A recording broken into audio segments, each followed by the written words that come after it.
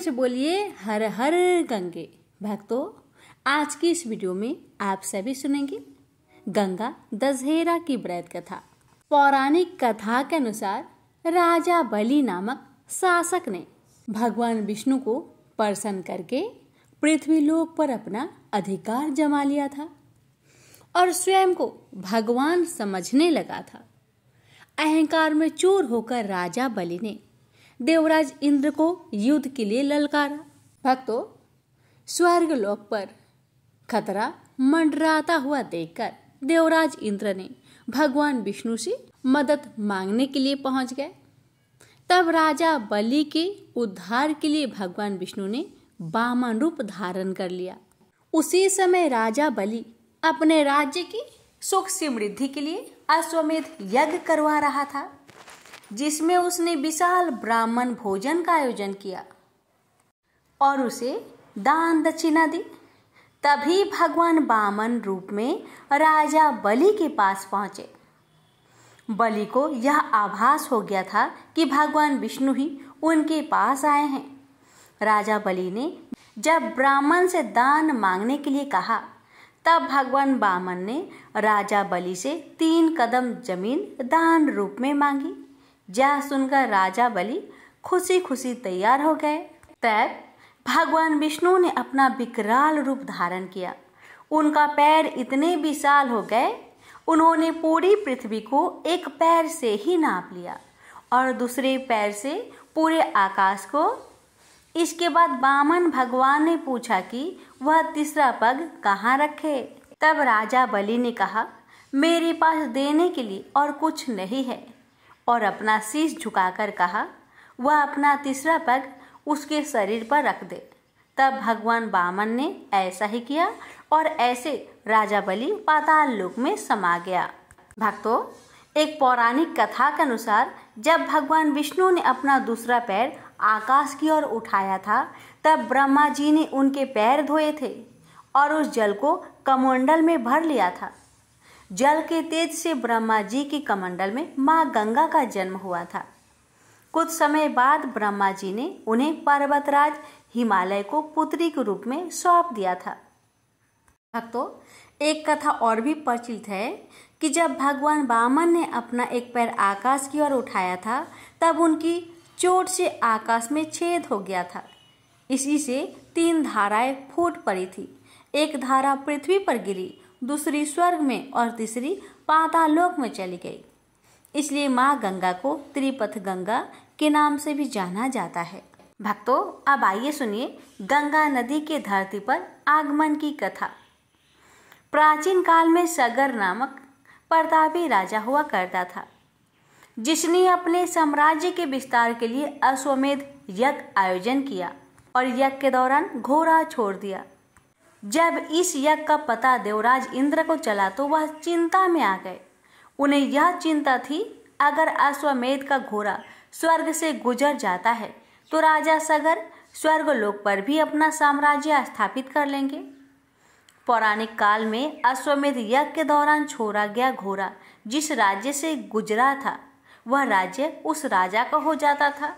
इसलिए स्वर्गलोक गंवाने के भय के कारण इंद्र ने अपना भेष बदलकर राजा सगर के घोड़े को चुपचाप कपिल मुनि के आश्रम में बांध दिया। इस दौरान कपिल मुनि घोर ध्यान मुद्रा में थे। जब घोड़े की चोरी की बात राजा सगर को मिली, तब वह अत्यंत क्रोधित हो गए और उन्होंने आवेश में आकर अपने 60,000 पुत्र को घोड़े की खोज में भेज दिया। जब उनके पुत्र को यह ज्ञान हुआ कि कपिल मुनि के आश्रम में वह घोड़ा बंधा है, तब उन्होंने भ्रांतिवश कपिल मुनि को चोर मान लिया और उनसे युद्ध करने के लिए आश्रम में घुस गए। ध्यान मुद्रा में लीन कपिल मुनि को जब शोर सुनाई दिया, तो वह घटना स्थल पर पहुंचे, जहां सगर के पुत्र उन पर घोड़े की चोरी का झूठा इल्जाम लगा रहे थे। यह सुनकर देव मुनि अत्यंत क्रोधित हो गए और उन्होंने क्रोध में आकर राजा सगर के सभी पुत्र को अग्नि में भस्म कर दिया और उसके सभी पुत्र प्रेत योनि में भटकने लगे। ऐसा इसलिए क्योंकि बिना अंतिम संस्कार के राख में बदल जाने से पुत्र को मुक्ति प्राप्त नहीं हो पा रही थी। राजा सगर के कुल में जन्मे राजा भागीरथ ने अपने पूर्वजों की आत्मा के शांति के लिए भगवान विष्णु की कठोर तपस्या की। तपस्या से प्रसन्न होकर जब भगवान विष्णु ने भागीरथ को दर्शन दिया तो उन्होंने वरदान मांगने के लिए कहा। भागीरथ ने पूर्वजों की आत्मा की शांति के लिए माँ गंगा को धरती पर लाने के लिए प्रार्थना की। माँ गंगा मृत्युलोक में आने के लिए तैयार नहीं थी, लेकिन उन्होंने एक युक्ति सोची और यह शर्त रखी कि वह अति तीव्र वेग से धरती पर उतरेगी और रास्ते में आने वाले सभी चीजों को बहा देगी। गंगा की शर्त से भगवान विष्णु भी चिंता में आ गए और भोलेनाथ से इसका हल निकालने के लिए कहा। तब भगवान विष्णु ने कहा कि वह गंगा को अपनी जटाओं में समाहित कर लेंगे, जिससे धरती पर विनाश नहीं होगा। इसके बाद भगवान शंकर ने गंगा को अपनी जटाओं में समाहित किया और इस तरह गंगा नदी धरती पर प्रकट हुई। तो यह है गंगा मैया के पृथ्वी पर अवतरण होने की पावन कथा, जो हमें बताती है कि जब प्रार्थना सच्ची हो, तपस्या गहरी हो और उद्देश्य लोक कल्याण का हो, तब स्वयं देवियां भी धरती पर प्रकट हो जाती हैं। गंगा केवल एक नदी नहीं, वह तो माँ है, कल्याणी है, पापों को हरने वाली है, जीवन को पवित्र करने वाली है। आइए हम सब उनके चरणों में श्रद्धा से झुके और कहे, हे माँ, जिनके स्मरण मात्र से पाप मिट जाए, जिन्होंने स्वर्ग से धरती तक का मार्ग प्रशस्त किया, उन माँ गंगा को हम बारंबार नमन करते हैं। इस कथा का श्रवण करने मात्र से पुण्य की प्राप्ति होती है। जो भी श्रद्धा से गंगा मैया का स्मरण करता है, उसके जीवन में शुद्धता, समृद्धि और सद्बुद्धि का प्रवाह होता है। प्रेम से बोलिए हर हर गंगे। भक्तों, गंगा मैया की धरती पर अवतरित होने की यह पावन कथा यहीं पूर्ण होती है, परंतु गंगा मैया की महिमा यही समाप्त नहीं होती, वह तो शिव पार्वती विवाह की कथा में भी उजागर होती है। तो आइए अब आगे बढ़ते हैं उस दिव्य विवाह की ओर, जहाँ स्वयं महादेव और भगवती पार्वती का पवित्र मिलन हुआ और जिसमें गंगा मैया भी एक महत्वपूर्ण पात्र बनी। जो भी आज के दिन इस कथा को श्रद्धा और भक्ति के साथ पूरा सुनेगा, उस भक्त की हर मनोकामना अवश्य पूर्ण होगी। प्रेम से बोलिए हर हर महादेव। माता पार्वती की जय। जय गंगा मैया। भगवान शिव की पहली पत्नी सती थी। यह विवाह उन्होंने सती के पिता दक्ष की इच्छा के विरुद्ध किया था, जो उनका अपमान करने के अवसर ढूंढा करते थे।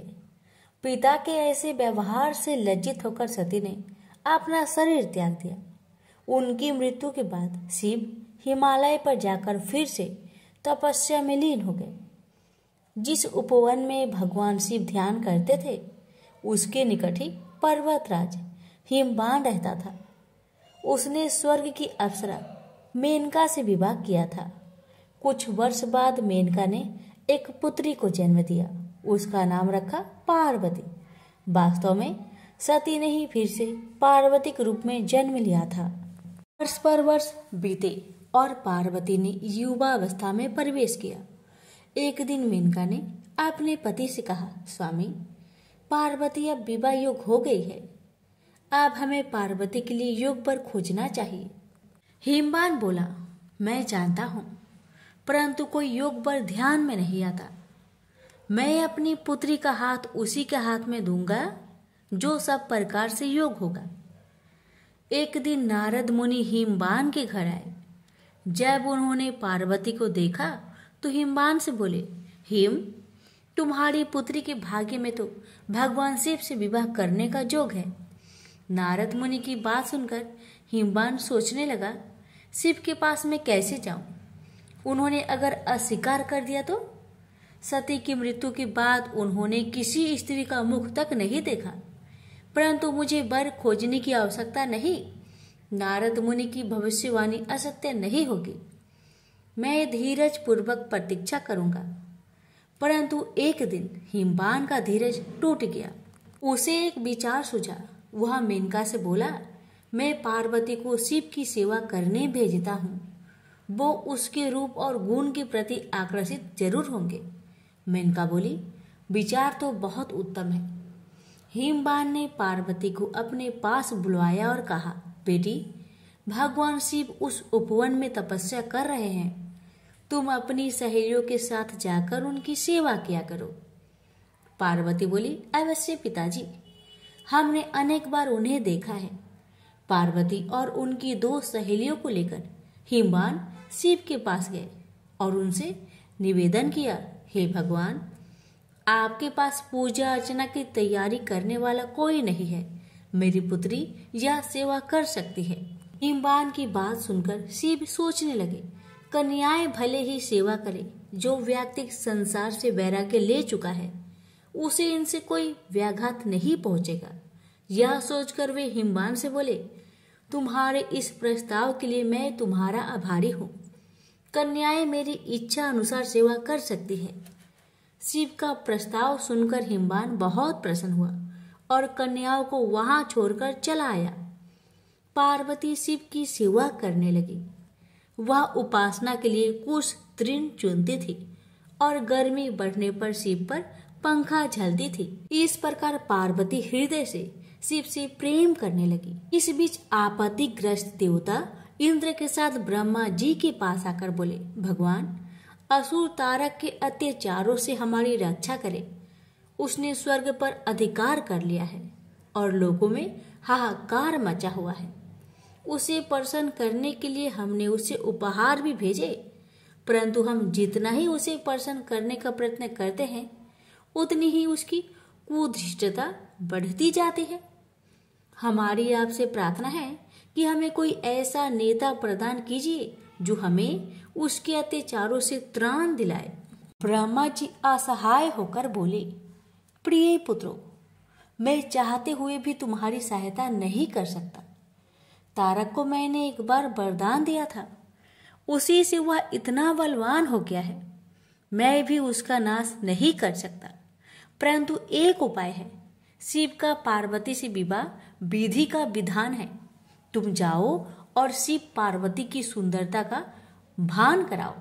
शिव और पार्वती का जो पुत्र होगा वही तुम्हारा नेता बनकर तारक का वध करेगा।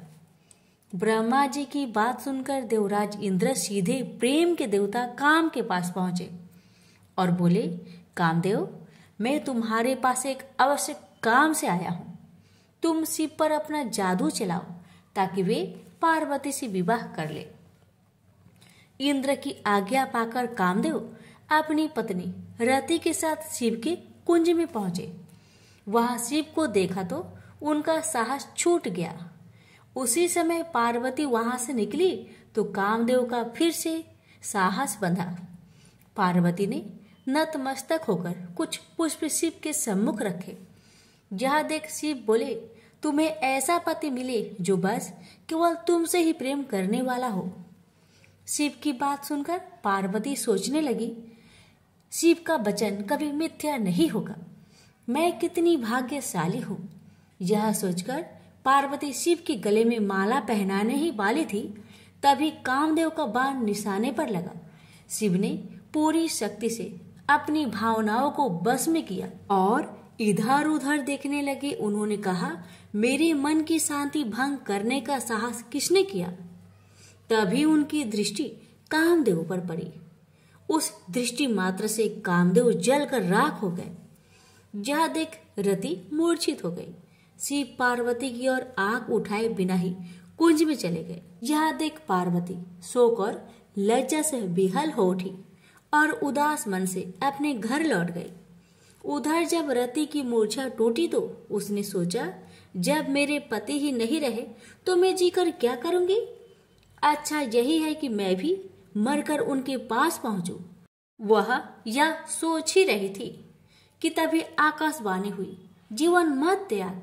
पार्वती तपस्या करके शिव को वर के रूप में पाएगी और उनके विवाह के दिन तेरा पति पूर्ण जीवित होकर फिर से तुझे मिलेगा। आकाशवाणी सुनकर रति को ढढ़स बंधा और वह उस दिन की प्रतीक्षा करने लगी। उधर शिव के व्यवहार से पार्वती को बहुत दुख हुआ, परंतु उसके प्रेम में कमी नहीं आई। वह सोचने लगी, मेरा सौंदर्य उन्हें आकर्षित नहीं कर सका, परंतु मैं हार नहीं मानूंगी। सौंदर्य से नहीं तो मैं अपनी तपस्या और भक्ति से उन्हें प्राप्त करूंगी। यह सोचकर उसने अपना निर्णय अपने माता पिता को बताया। पार्वती के निर्णय के आगे माता पिता को झुकना पड़ा और उसे आशीर्वाद देकर विदा किया। सुंदर वस्त्रों तथा आभूषणों का त्याग करके पार्वती कुंज में तपस्या करने बैठ गई। कई वर्ष बीत गए, परंतु पार्वती ने आशा नहीं छोड़ी। एक दिन वह जल कुंड में प्रवेश करने से पहले पूजा अर्चना की तैयारी कर रही थी कि एक युवक ऋषि उनसे मिलने आया। उसने पार्वती से कहा, तुम्हारा यह सुकुमार शरीर कैसे ये कठिन कर्म करता है जो तुम्हारी आत्मा उसे करवा रही है? तुमने संसार को दिखा दिया है कि सुंदरता और पवित्रता एक दूसरे को नष्ट करने के लिए नहीं है। तुम्हारे आचरण ने तुम्हारे पिता के गौरव को और बढ़ाया है। सुकुमारी, तुमने यह कठिन तपस्या का व्रत क्यों लिया है? घर लौट जाओ। सुकुमारी, तुम तपस्या त्याग दो। जो सिद्धियां मैंने प्राप्त की है उनमें से आधी मैं तुम्हें दूंगा, लेकिन कृपया तपस्या का कारण बता दो। पार्वती ने अपनी सखी से कारण बताने को कहा तो सखी ने कहा, मेरी सखी पार्वती ने शिव का प्रेम जीतने का निश्चय किया है। अपने सौंदर्य से तो यह उन्हें नहीं रिझा सके, अतः तपस्या और त्याग का सहारा लिया है। सखी की बात सुनकर ऋषि ने पार्वती से कहा, क्या यह सत्य है या तुम्हारी सखी हंसी कर रही है? पार्वती बोली, यह सत्य है ऋषिवर। मैं शिव की पूजा करती हूँ। मुझे विश्वास है तपस्या और भक्ति से एक दिन में उनका प्रेम प्राप्त करने में सफल हो जाऊंगी। ऋषि ने कहा, ओह, तो ये बात है। मैं शिव को जानता हूँ। वह तो अपने सारे शरीर पर भस्म रमाए रहता है, आग उससे लिपटे रहते हैं, चर्म धारण करता है। तुम्हारी जैसी सुंदर युवती कैसे उसकी पत्नी हो सकती है? वह निर्धन है, अघोर है, यह सारा संसार जानता है। वह तुम्हारे योग्य नहीं है। उसका विचार त्याग दो और कोई दूसरा व्यक्ति चुन लो।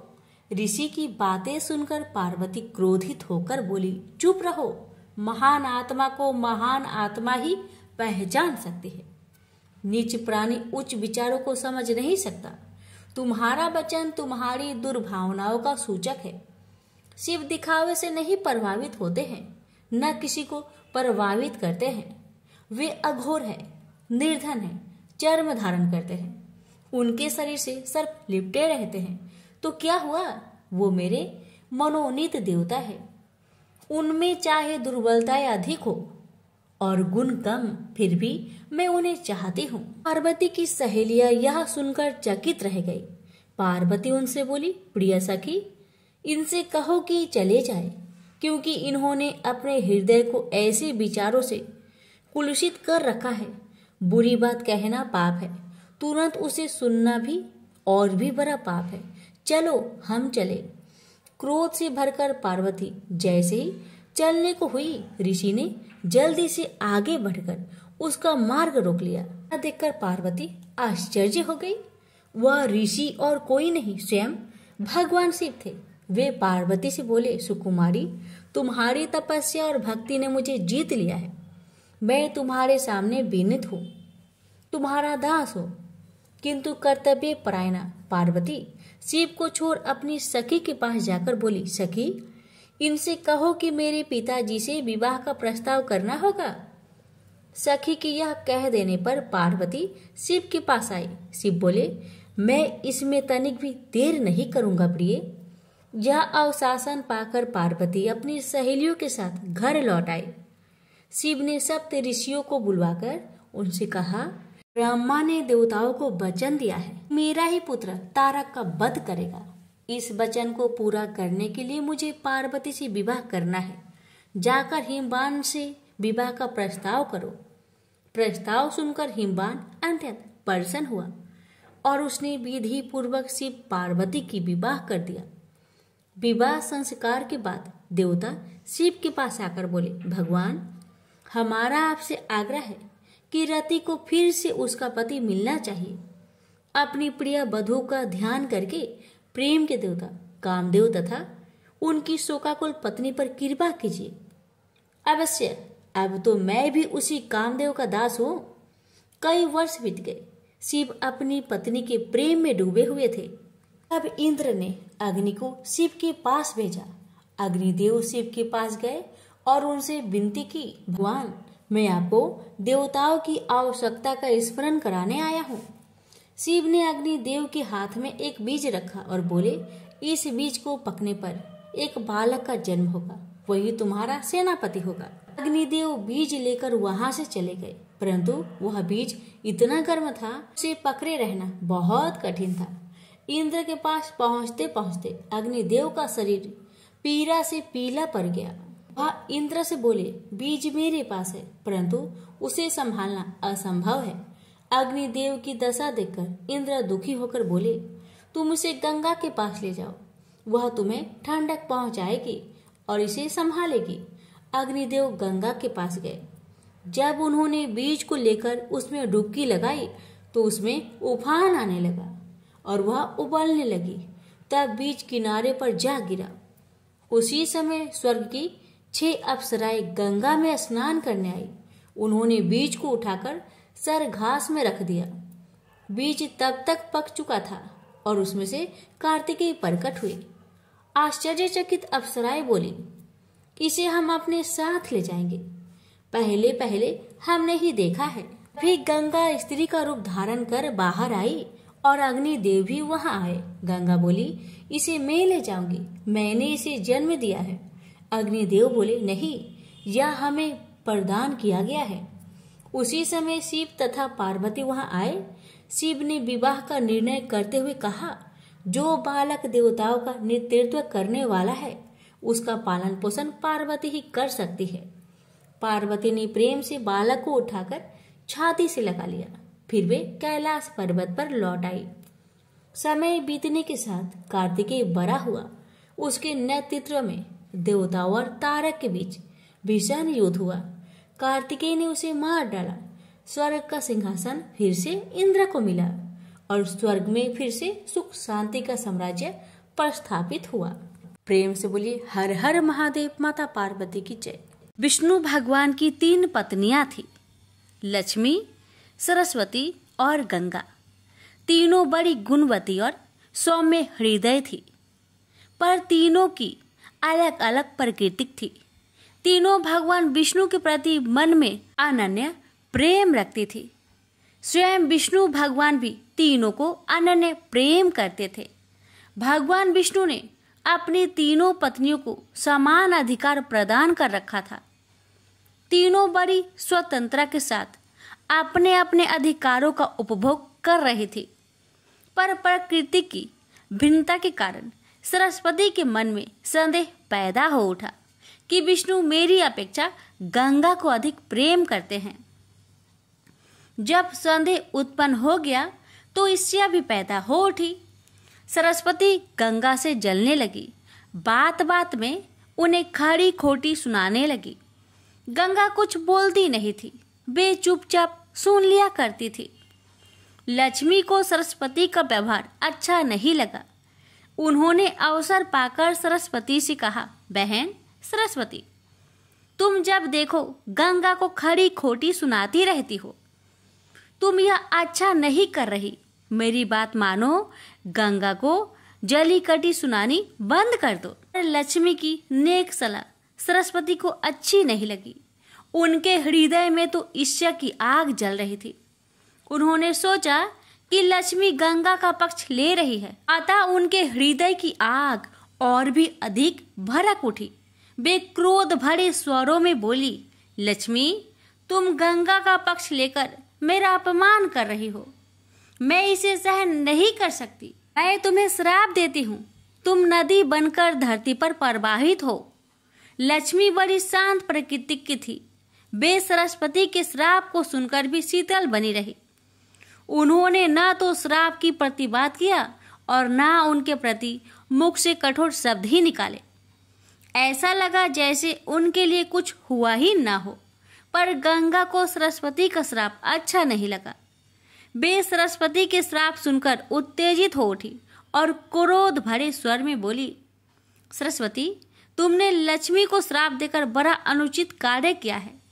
वे तो तुम्हारे श्राप को सुनकर चुप रही, पर मैं चुप नहीं रह सकती। मैं तुम्हें भी श्राप देती हूँ, तू भी नदी बन जाओ और धरती पर जाकर प्रवाहित हो। यह सुनकर सरस्वती के मन की आग और भी अधिक भड़क उठी। वे क्रोध भरे स्वर में बोली, मैं तो नदी बन जाऊंगी, पर तुम भी कैसे बैकुंठ में रह सकती हो? मैं भी तुम्हें श्राप दे रही हूँ, तुम भी नदी बन जाओ और धरती पर जाकर प्रवाहित हो। इस प्रकार भगवान विष्णु की तीनों पत्नियां कलह और ईर्ष्या के कारण एक दूसरे को श्राप देकर दुख का शिकार बन गई। यह सुनकर भगवान विष्णु को बड़ा दुख हुआ। उन्होंने अपनी पत्नियों से कहा, तुम तीनों ने ईर्ष्या के कारण एक दूसरे को श्राप देकर अच्छा नहीं किया।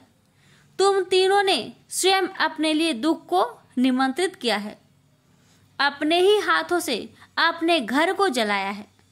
विष्णु की भर्त्सना से तीनों पत्नियां बड़ी दुखी हुई। वे बड़े दुख प्रकट करते हुए विष्णु से क्षमा याचना करने लगे। विष्णु ने कहा, तुम तीनों ने एक दूसरे को श्राप दिया है।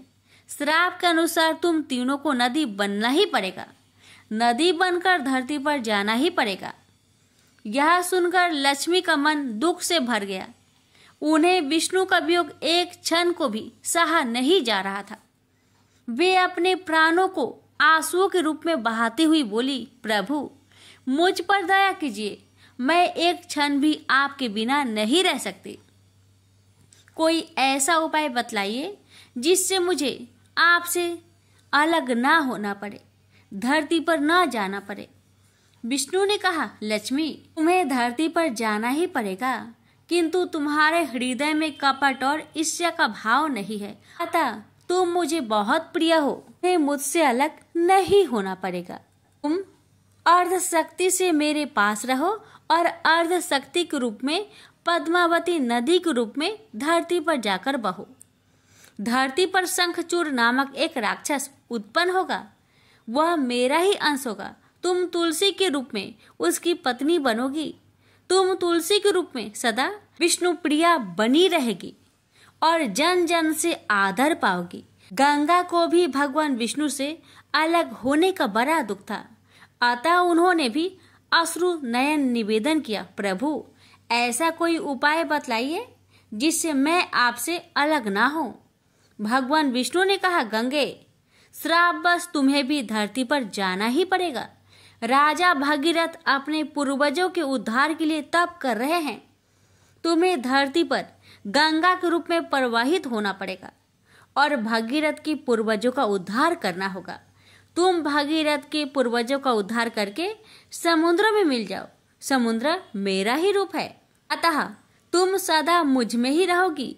तुम स्वर्ग से उतरने पर शिव की जटाओं में रहोगी। शिव और मुझ में कोई अंतर नहीं है, इस रूप में भी तुम सदा मुझ में ही रहोगी। सरस्वती चुपचाप विष्णु की बातें सुन रही थी। अंत में भगवान विष्णु ने सरस्वती की ओर देखा और कहा, सरस्वती, तुम अपने अर्ध गुणों से नदी बनकर बहोगी और अर्ध गुणों से ब्रह्मा की पत्नी बनोगी। श्राप का फल तुम्हें भी भोगना ही पड़ेगा। सरस्वती बोली, भगवान, आप तो भेद विभेद रहित है, फिर आप लक्ष्मी और मुझ में भेद क्यों कर रहे हैं?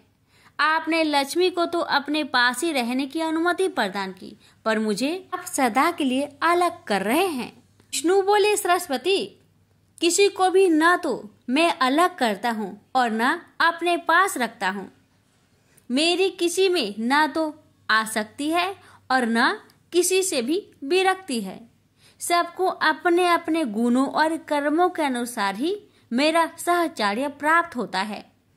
लक्ष्मी निष्कपट हृदय की है, वे ना तो किसी से ईर्ष्या करती है, ना किसी से बैर रखती है, वे सबसे प्रेम करती है। यही कारण है वे सदा मेरे साथ रहेगी। पर तुम ईर्ष्या और क्रोध के वशीभूत रहती हो, यही कारण है तुम्हें मुझसे अलग होना पड़ा है। विष्णु के कथन को सुनकर सरस्वती मौन हो गई।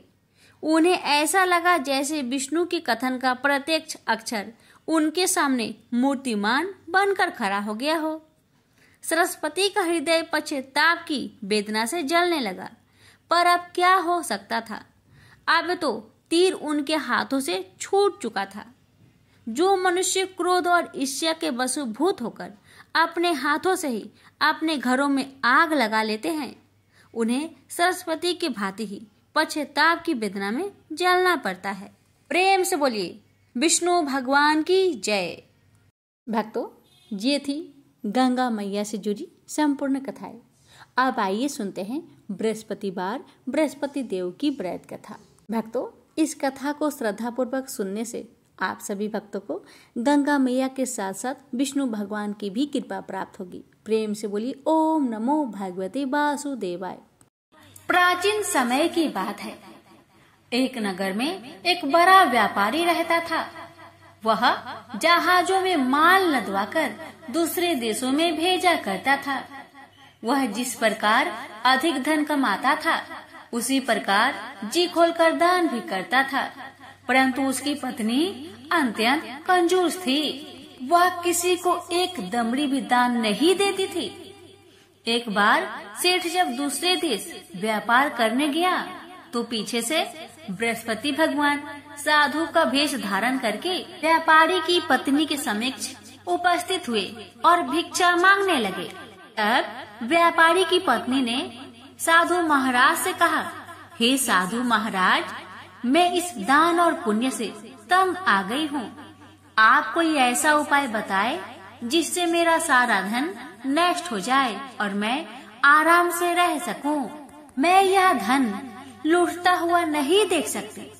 बृहस्पति भगवान ने कहा, हे देवी, तुम बड़ी विचित्र हो।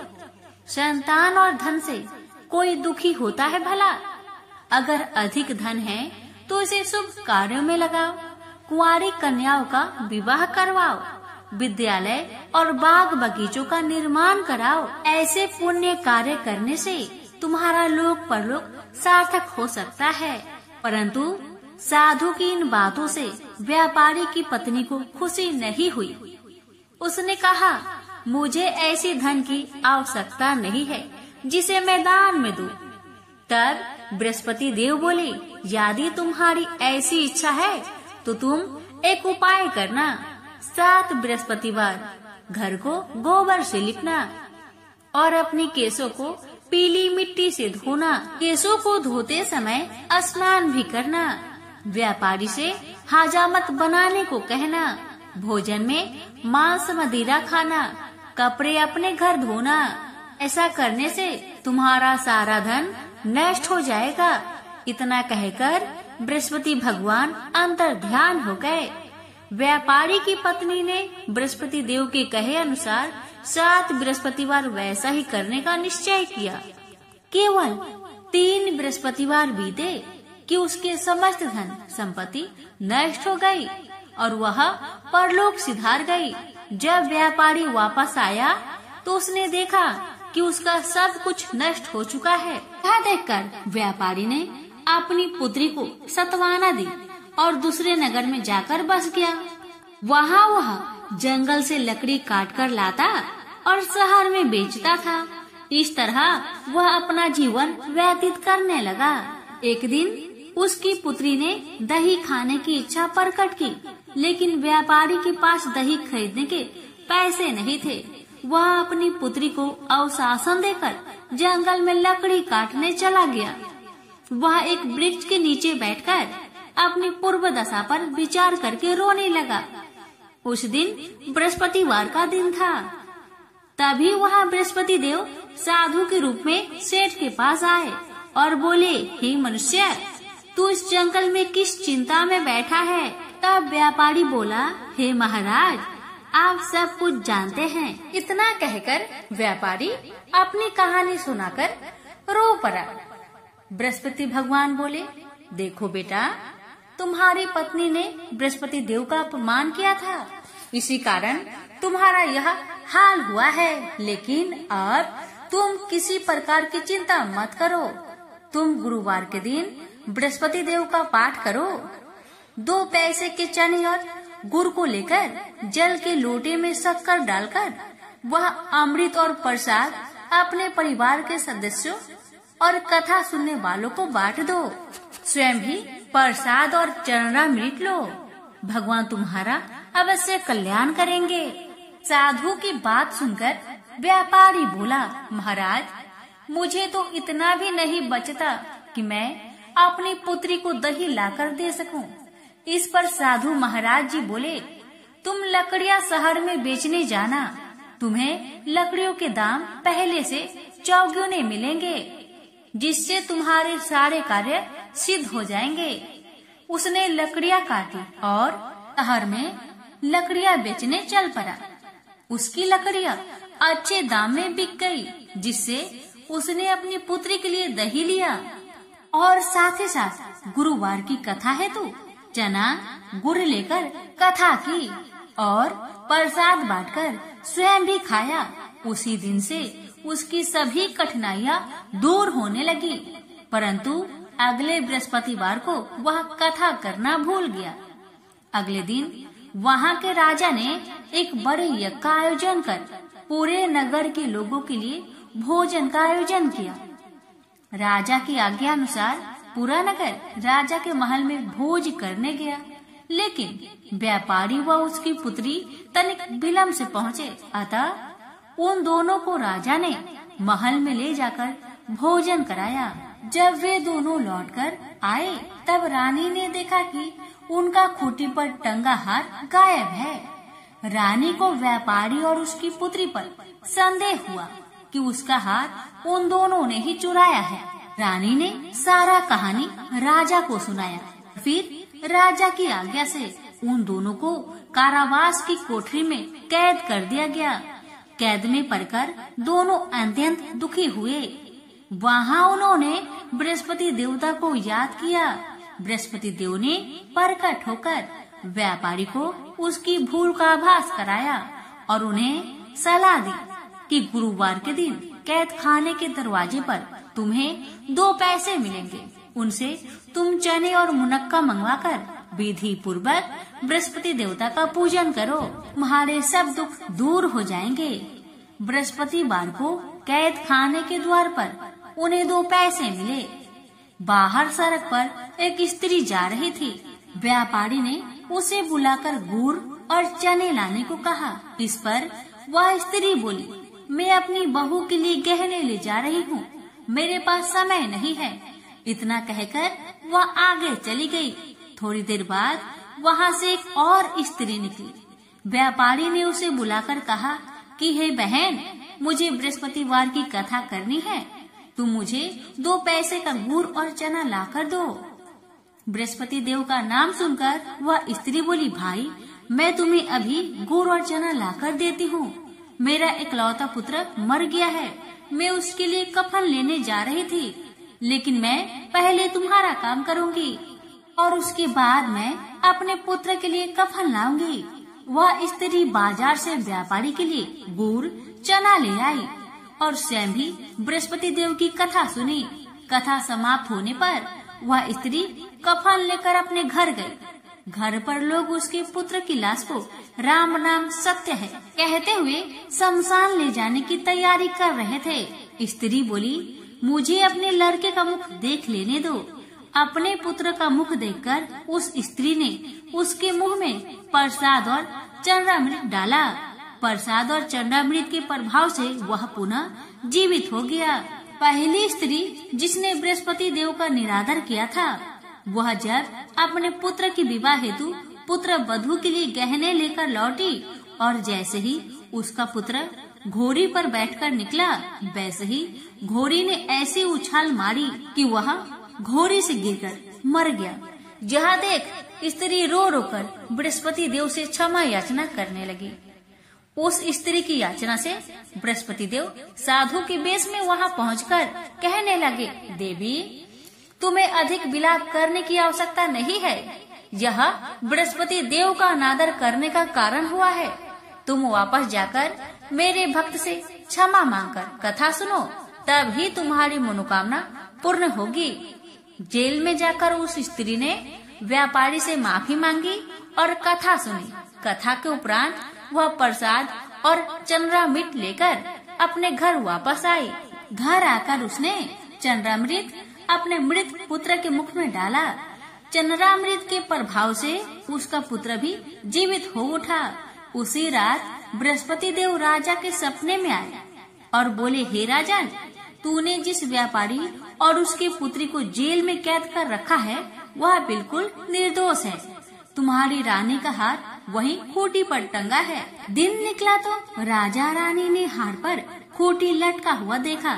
राजा ने उस व्यापारी और उसकी पुत्री को रिहा कर दिया और उन्हें आधा राज्य देकर उसकी पुत्री का विवाह उच्च कुल में करवाकर दहेज में हीरे जवाहरात दिए। हे बृहस्पति भगवान, आपकी कथा कहने वाले, सुनने वाले, हुक्कार भरने वाले सभी भक्तों की अपनी सभी मनोकामना को पूर्ण करना।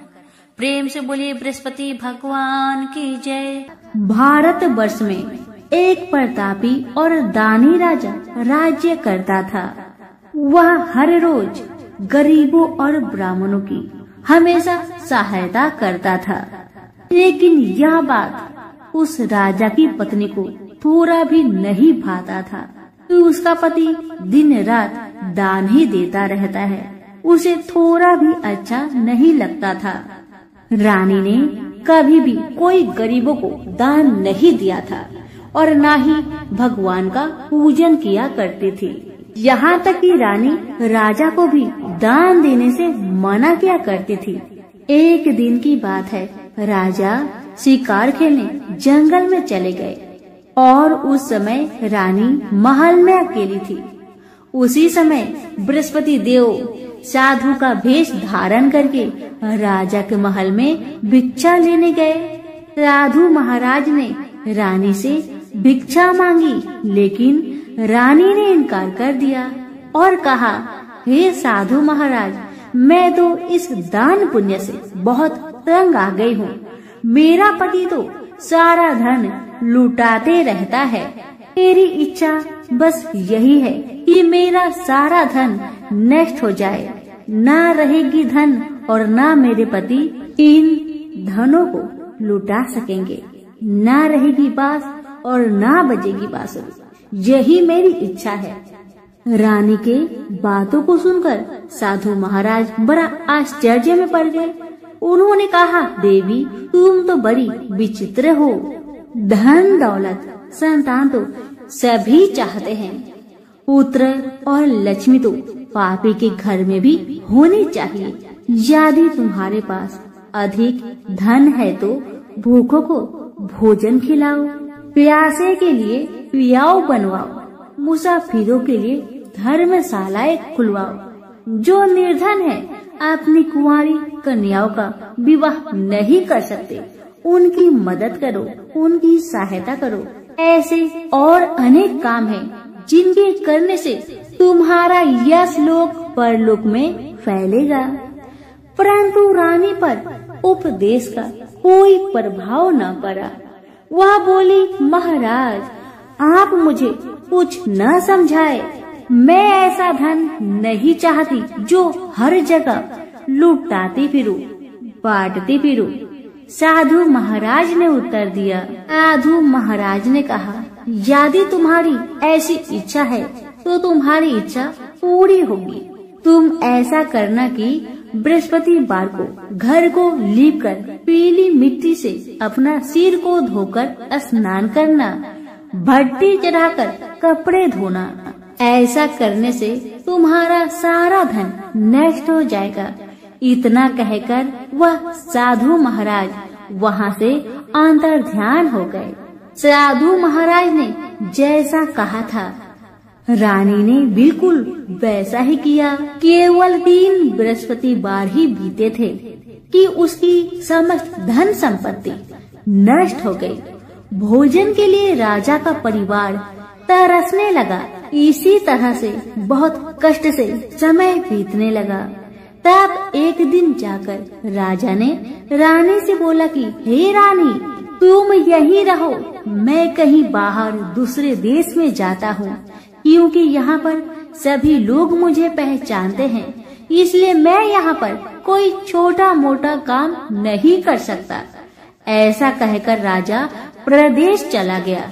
वहाँ जाकर जंगल से लकड़ी काट कर लाता और शहर में बेचा करता था। इसी तरह से अपना जीवन व्यतीत करने लगा। इधर राजा के प्रदेश जाते ही रानी और दासी दोनों दुखी रहने लगे। एक बार जब रानी और दासी को 7 दिन तक बिना भोजन का रहना पड़ा था, तो रानी ने अपनी दासी से कहा, हे दासी, पास के ही नगर में मेरी बहना रहती है, वह बड़ी धनवान है। तू उसके पास जा और कुछ मांग कर लेकर आ, ताकि थोड़ा बहुत गुजर बसर हम दोनों का हो सके। रानी की बातें सुन दासी रानी की बहन के घर गई। जिस दिन दासी रानी की बहन के घर गई, उस दिन गुरुवार का दिन था और रानी की बहन उस समय बृहस्पतिवार की व्रत कथा सुन रही थी। दासी ने रानी की बहन को अपनी रानी का संदेश दिया, मगर रानी की बड़ी बहन ने कोई उत्तर नहीं दिया। जब दासी को रानी की बहन से कोई उत्तर नहीं मिला तो बेचारी बहुत दुखी हुई और उसे क्रोध भी आया कि रानी की बहन ने उसे उत्तर नहीं दिया। लेकिन उदास मन से दासी रानी के पास चली आई और रानी को अपनी सारी बात कह सुनाई। यह सुनकर रानी ने अपने भाग्य को कोसा। उधर रानी की बहन ने सोचा कि मेरी बहन की दासी आई थी, परंतु मैं उससे नहीं बोली, इससे वह बहुत दुखी हुई होगी। यह सोचकर बेचारी कथा सुनकर और पूजन समाप्त करके वह अपनी बहन के घर आई और कहने लगी, ए बहन, मैं बृहस्पतिवार का व्रत कर रही थी। तुम्हारी दासी मेरे घर आई थी, परंतु जब तक कथा होती है तब तक ना तो उठते हैं और ना ही बोलते हैं, इसलिए मैं कुछ नहीं बोली। कहो दासी, क्यों आई थी? दासी ने कुछ नहीं कहा, मगर रानी बोली, बहन, तुमसे क्या छिपाऊं? हमारे घर में खाने तक को अनाज नहीं था। ऐसा कहते कहते रानी की आंखें भर आई।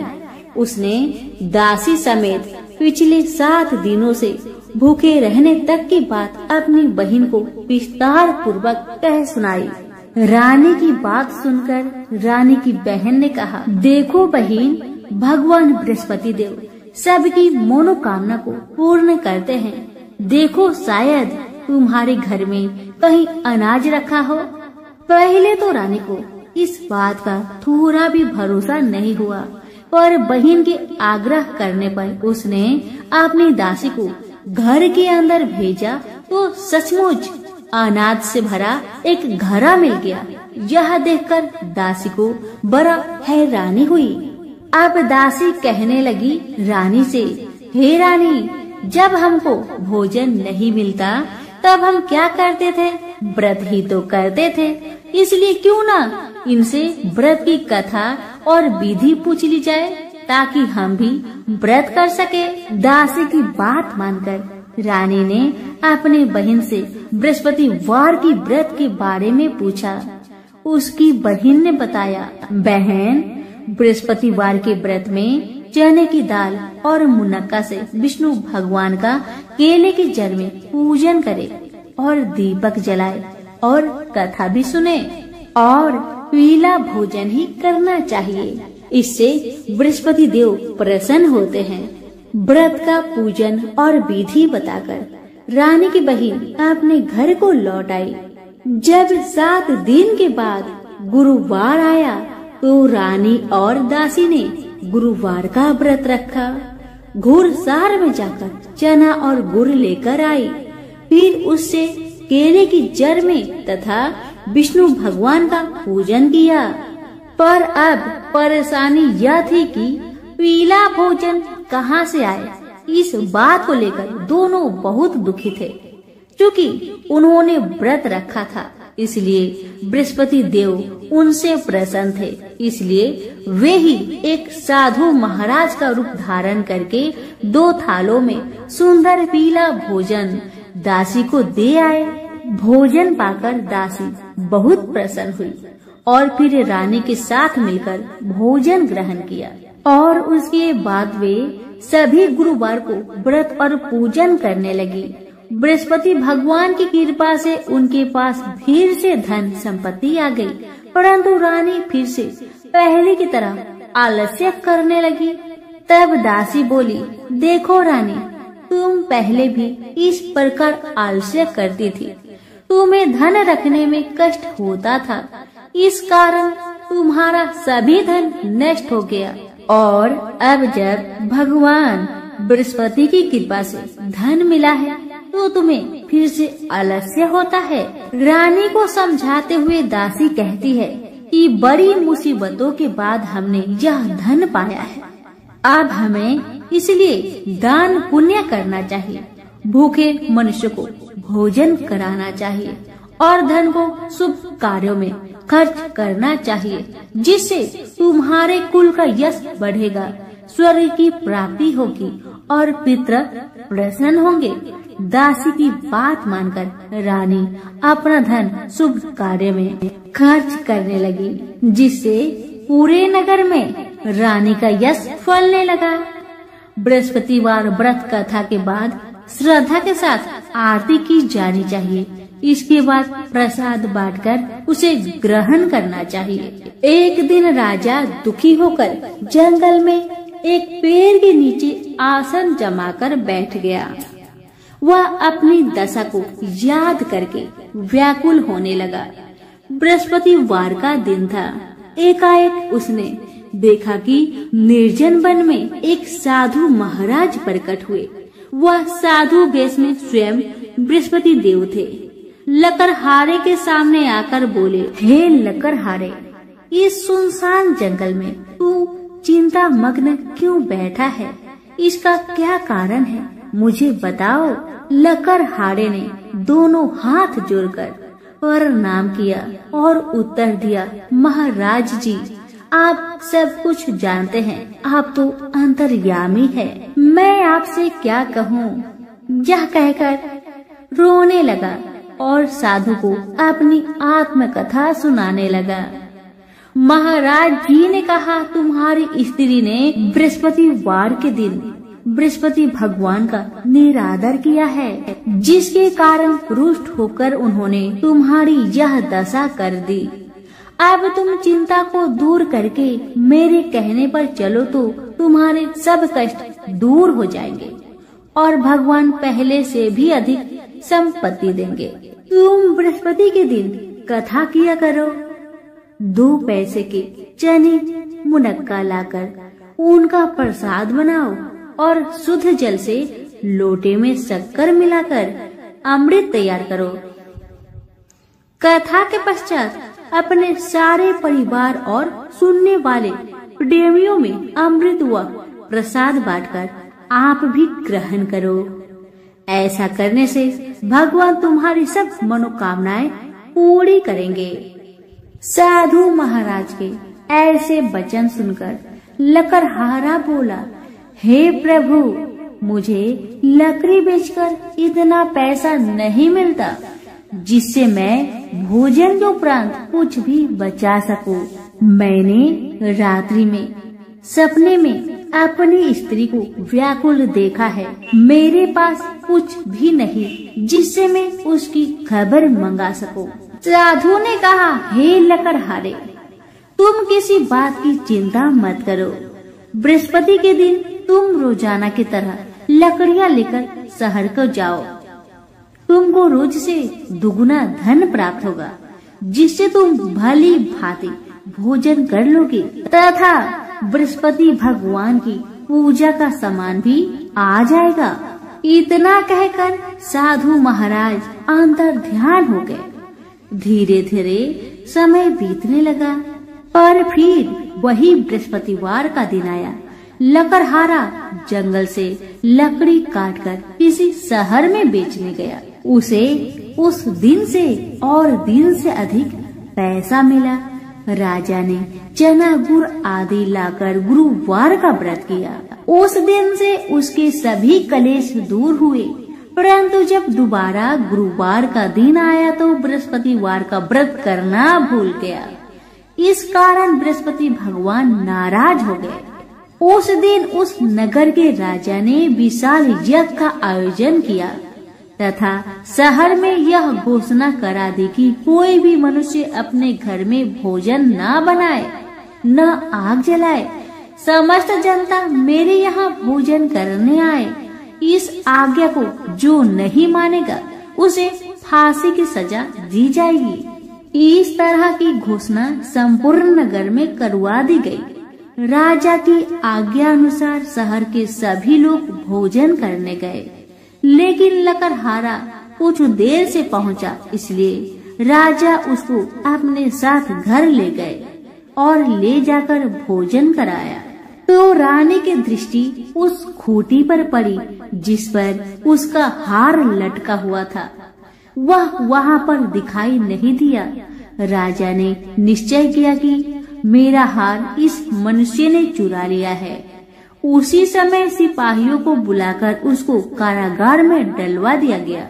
जब लकड़हारा कारागार में पड़ गया और बहुत दुखी होकर विचार करने लगा कि न जाने कौन से पूर्व जन्म के कर्म से मुझे यह दुख प्राप्त हो रहा है, और उसी साधु को याद करने लगा जो जंगल में मिला था।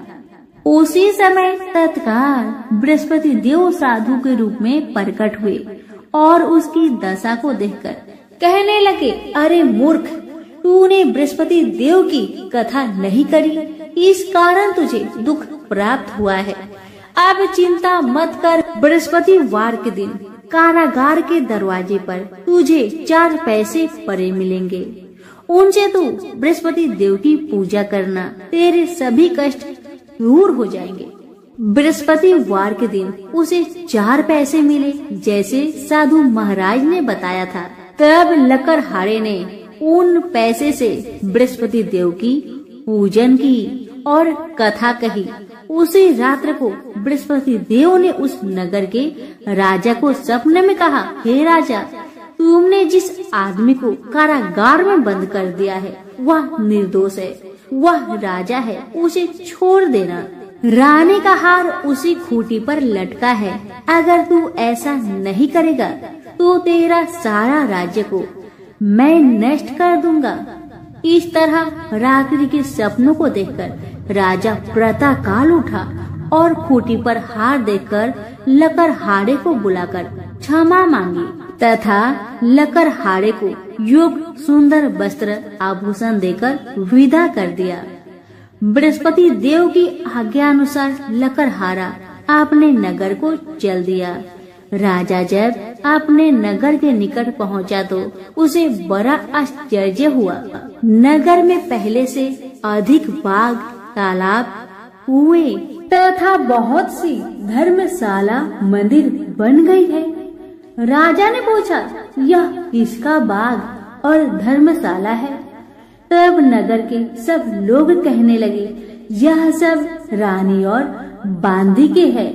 तो राजा बहुत आश्चर्य हुआ और गुस्सा भी आया, ये सोचकर कि इतना धन दौलत कहाँ से आया मेरी गैर हाजिरी में। जब रानी ने यह खबर सुना कि राजा आ रहे हैं तो उन्होंने बांदी से कहा कि हे दासी, देख, राजा हमको कितनी बुरी हालत में छोड़कर गए थे। हमारी ऐसी हालत देखकर वह लौट न जाए, इसलिए तू दरवाजे पर खड़ी हो जा। आज्ञा अनुसार दासी दरवाजे पर खड़ी हो गई। राजा आए तो दासी ने उन्हें अपने साथ लेकर आई। तब राजा ने क्रोध करके अपनी रानी से पूछा कि यह धन तुम्हें कैसे प्राप्त हुआ? तब उन्होंने कहा, हमें ये सब धन बृहस्पति देव के इस व्रत के प्रभाव से प्राप्त हुआ है। राजा ने निश्चय किया कि 7 रोज बाद तो सभी बृहस्पति देव का पूजन करते हैं, परंतु मैं प्रतिदिन में 3 बार कहानी तथा रोज व्रत किया करूँगा। अब हर समय राजा के दुपट्टे में चने की दाल बंधी रहती तथा दिन में 3 बार कहानी कहता। एक रोज राजा ने विचार किया कि चलो अपनी बहन के यहाँ हो आते हैं। इस तरह निश्चय कर राजा घोड़े पर सवार हो अपनी बहन के यहाँ को चलने लगा। मार्ग में उसने देखा कि कुछ आदमी एक मुर्दे को ले जा रहे थे। राजा ने उन्हें रोककर कहा, अरे भाइयों, मेरी बृहस्पति देव की कथा सुन लो। सभी लोग कहने लगे, हमारा तो आदमी मर गया है, तुमको अपनी कथा की पड़ी है।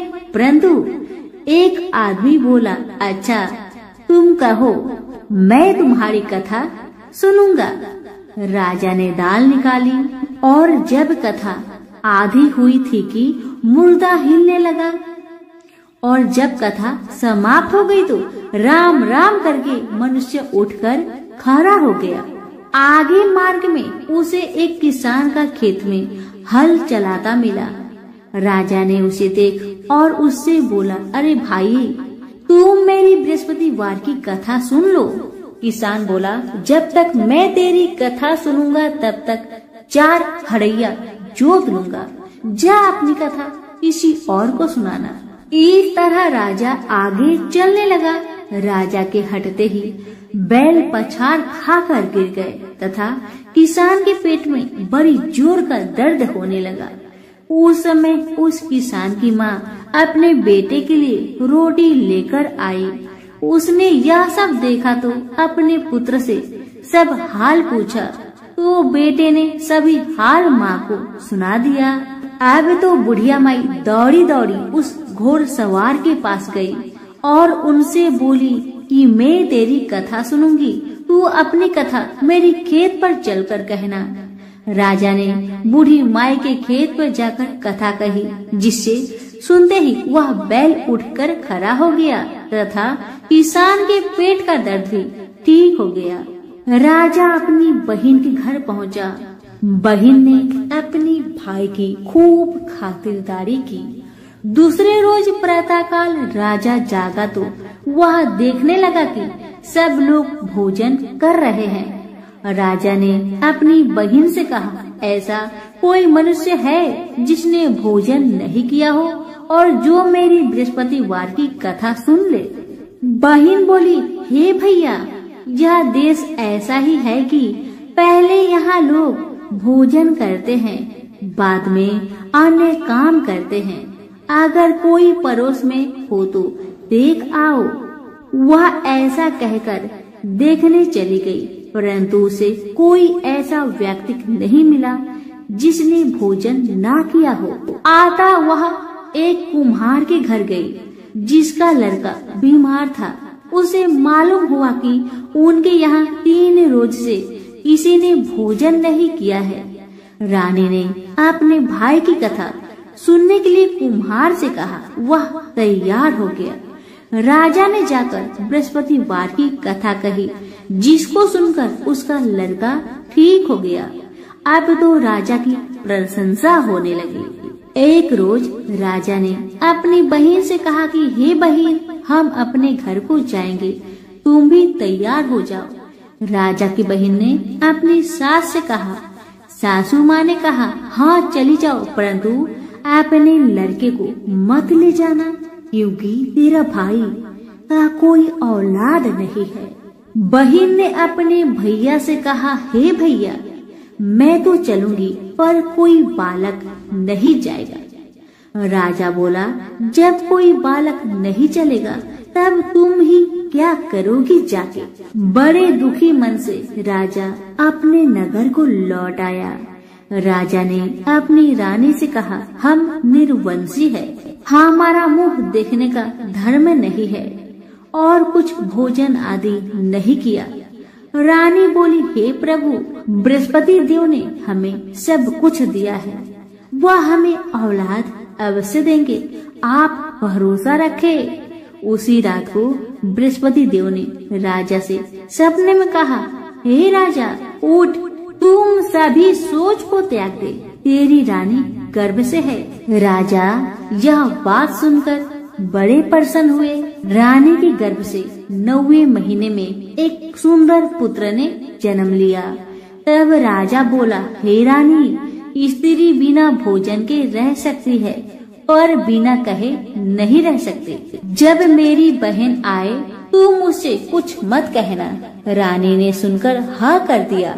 जब राजा की बहन ने यह शुभ समाचार सुना तो बहुत प्रसन्न हुई तथा बधाई लेकर अपने भाई के यहाँ आई। तभी रानी ने कहा, घोड़ा चढ़कर तो नहीं आई, गधा चढ़ी आई। रानी की यह बात सुन राजा की बहन बोली, भाभी, मैं इस प्रकार न कहती तो तुम्हें औलाद कैसे मिलती।